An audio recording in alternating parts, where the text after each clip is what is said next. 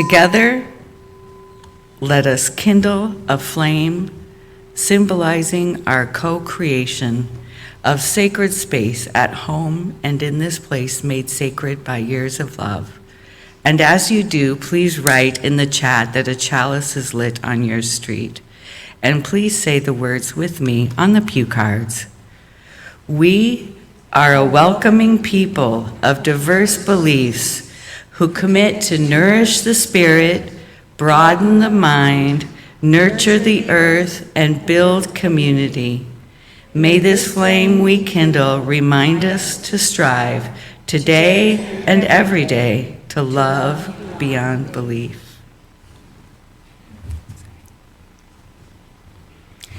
I would have told you with complete and utter sincerity that I was straight, right up until the first time that I was seriously attracted to a woman.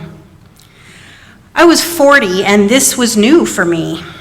I was perplexed by the idea that I could be raised in a Unitarian Universalist family and still only discover this significant fact about myself at that age, which at the time felt advanced. Different perspective from today. What reason, I wondered, would I have had to hide this from myself? And so I did what I do whenever I'm confronted with something unfamiliar. I researched it. After finding online articles about women coming out as lesbian or bisexual later in life, I discovered the book Sexual Fluidity: Understanding Women's Love and Desire by Lisa M. Diamond, who is a professor of psychology and gender studies. She conducted research with 100 women over the course of a decade on the Kinsey scale, which places people on a spectrum from exclusively heterosexual to exclusively homosexual. That's the language used in the study.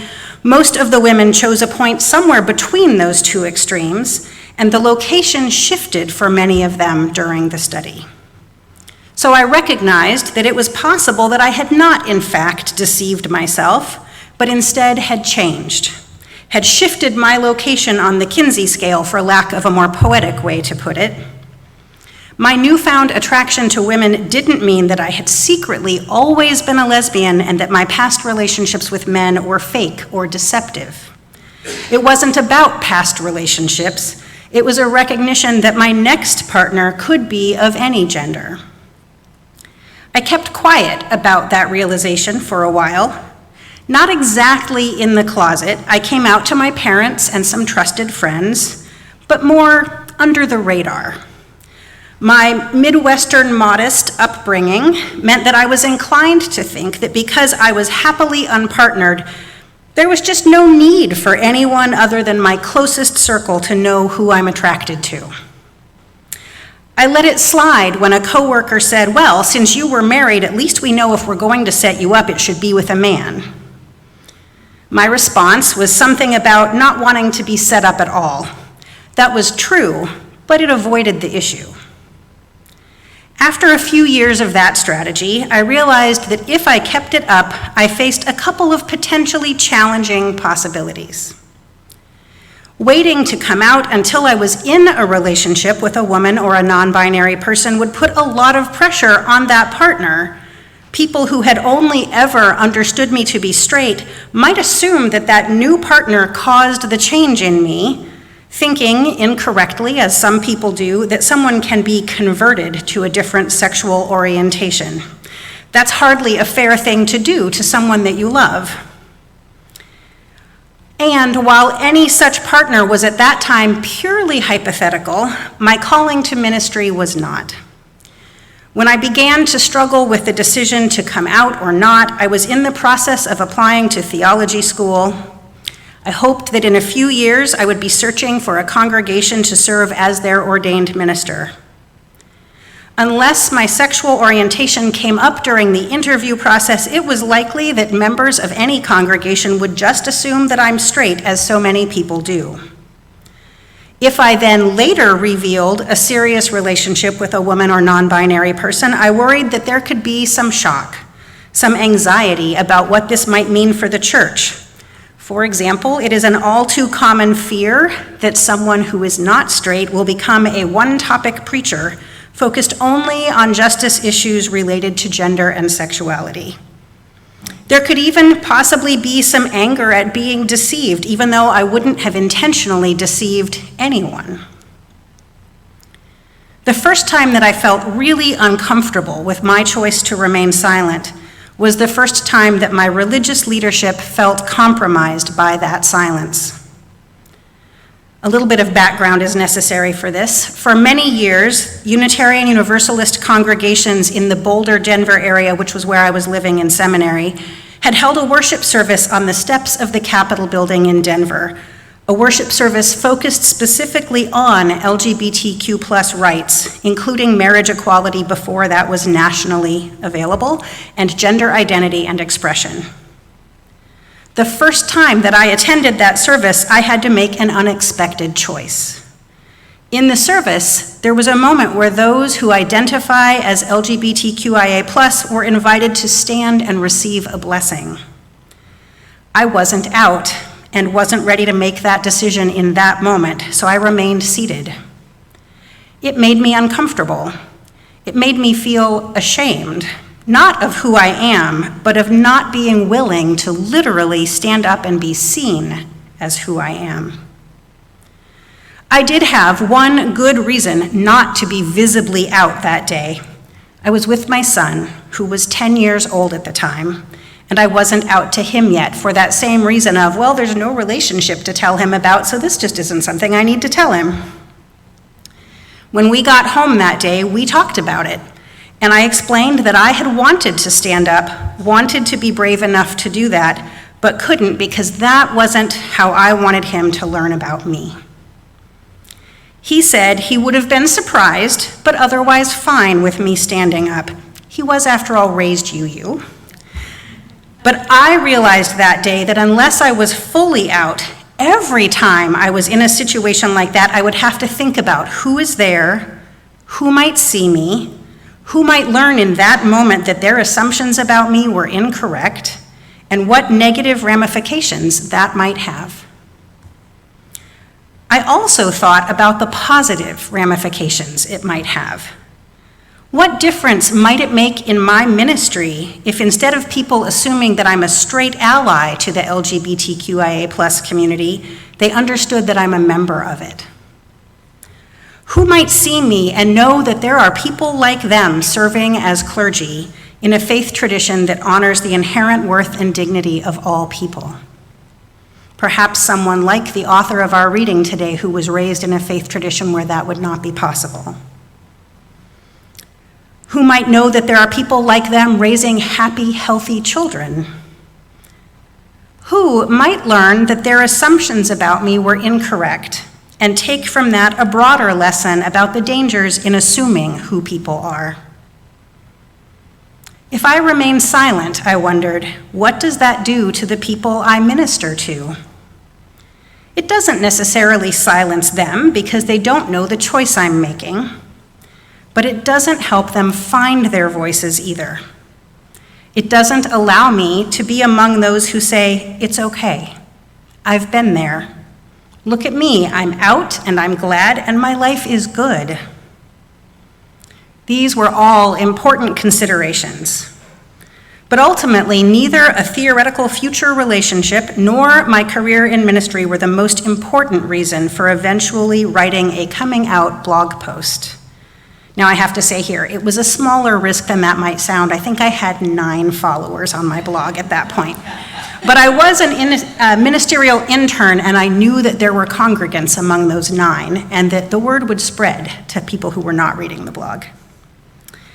But the most important reason for me to write that blog post was that continuing to be silent felt for the first time like I was actively hiding a part of who I am. Unlike that moment of remaining seated at the public worship service, this was an ongoing act of hiding, and the internal pressure that I felt about it was increasing. The metaphor of the closet was making sense in a visceral way that it hadn't for me before.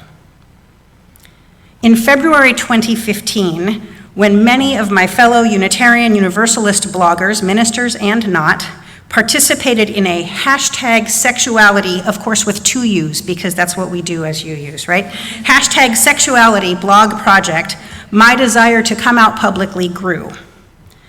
There was an explanatory paragraph that we all put into they all put into blog posts under that hashtag, and it included this statement: Unitarian Universalists have a long history of courage in tackling issues around human sexuality, from campaigning for human rights to pioneering innovative work in the Our Whole Lives Sexuality curriculum. I wanted so much to have the courage to publish my coming out post that February as part of that hashtag. I did write it then, but after some reflection, I knew that I wasn't ready yet. I had a lot of thinking to do before I could publish that blog post. I needed to think about who needed to hear from me personally before that was in public space, thinking about how much to say and what to leave out or leave for another time. In anxious moments, I'd revert back to my old thought patterns. It's no one's business. It's too private to put on a blog. It's not the kind of thing I should be talking about publicly. All of that was a defensive mechanism, as thinking so often is. But after a few months, alongside all that thinking, there was a feeling. That feeling might best be described as a yearning to be seen for myself and not for some more societally acceptable version of who that might be, who I might be. Waiting a bit longer was the right decision, just as not standing up at the worship service on the Capitol steps until I'd talked to my son was the right decision.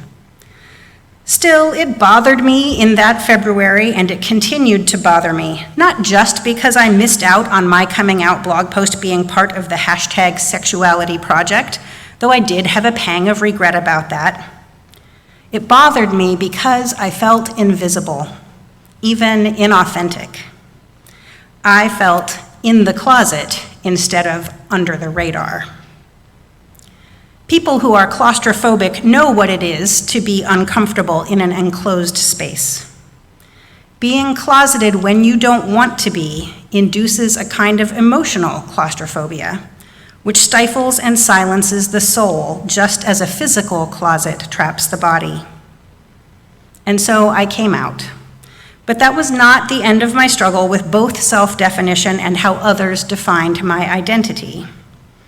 In the coming out blog post that I finally published in April of 2015, I specifically rejected a few labels for myself, but I didn't give my readers a new label to apply to me. Maybe that was because I was still letting go of the old one, straight. And maybe it was because there wasn't a choice that felt quite like me to me. It took me a few more years to finally settle fairly comfortably on queer as a way to describe my identity. A lot has shifted in the 8 years since I published that blog post. For starters, I'm now uncomfortable with the ableism in the use of standing, both as a metaphor and as the way people were invited to identify themselves as LGBTQIA+ to receive a blessing. My hope is that although I don't remember it, there was a more inclusive option for participation offered that day. One of the obvious changes is that I am now not an intern, but in fact an ordained minister. My first ministry position after seminary was serving a congregation in Peterborough, New Hampshire. I was completely open about my identity during the search that brought me there in 2016 and during every job search since then. I was also open in 2016 about being completely single. In April 2017, I began dating another woman who is also a Unitarian Universalist minister, and she is now my wife. Now that I've been publicly out for 8 years, I understand that coming out is not a one-time event. It is a lifelong process, not something that I was done with once and for all in 2015 and never had to worry about again. I don't visually present to a lot of people as queer, whatever they think that is supposed to look like. And so I still encounter frequent assumptions that I am straight. Even my wife, when I first began flirting with her, though thought that I was straight and thus clearly not flirting with her, until one of her close friends did a quick search online, found my social media, and told her otherwise, to which I believe she replied, "Oh, that changes everything." Despite those continued incorrect assumptions and the awkwardness that they sometimes lead to, I am proud to be among those who can indeed say, "It's okay. I've been there. Look at me. I'm out and I'm glad and my life is good." I need to be clear, though, that I am not saying that being out is the right choice for everyone at every moment. Each of us gets to make that choice, and we make it over and over again. Some people are not out to anyone but themselves, some to only a small group of deeply trusted loved ones, some to everyone, and there are people at all points in between. Each of us gets to decide what feels most safe and comfortable for us. I consider myself fully out in that I never pretend to be straight, but there are certainly contexts in which I am not visibly or vocally out. For example, when Shay and I visit her mother in North Dakota, we are much less likely to hold hands in public or otherwise act like a couple. It just feels less safe than when we are in Minneapolis, where we walk hand in hand whenever we want to without fear. To be honest, though, even the safest places feel less safe to me in the current political climate, in which civil rights for LGBTQIA+ folks have been not only challenged, but in many cases removed. Shay and I had a commitment ceremony in October of 2017 and felt like that was enough for us. A marriage certificate was not going to demonstrate our love any more deeply than that private commitment ceremony did. But that changed when the Supreme Court balance shifted with the appointment of Amy Coney Barrett. We got legally married in October 2020 to do what we could to protect ourselves from the loss of civil rights that we were anticipating. And I say that knowing that we are two white cisgender women. I know that we hold more societal privilege and thus we have more safety than queer people of color or transgender people of any race, and especially of more safety and privilege than trans women of color who are the most at risk. I know people with those identities who are having very real conversations right now about whether or not, after being out for years or even decades, they may need to go back in the closet to protect themselves. And frankly, it horrifies me that such conversations are a reality in our nation in the 21st century. For anyone in the LGBTQIA+ community, we are always making decisions not just about how out to be, but about how to balance safety with our other needs, including our need for authenticity. We know, for example, that being in Minneapolis is safer for us than being out in some of the further suburbs where the culture is more conservative. I know because some of you have shared with me that there are similar realities about various parts of the greater Mankato area and how much safety one area does or doesn't have for queer and trans folks compared to other areas. Looking at it more broadly, families with trans children are moving from states like Texas, Florida, and unfortunately many others to states like Minnesota, where we have enacted legislation providing a greater degree of both welcome and safety for those families.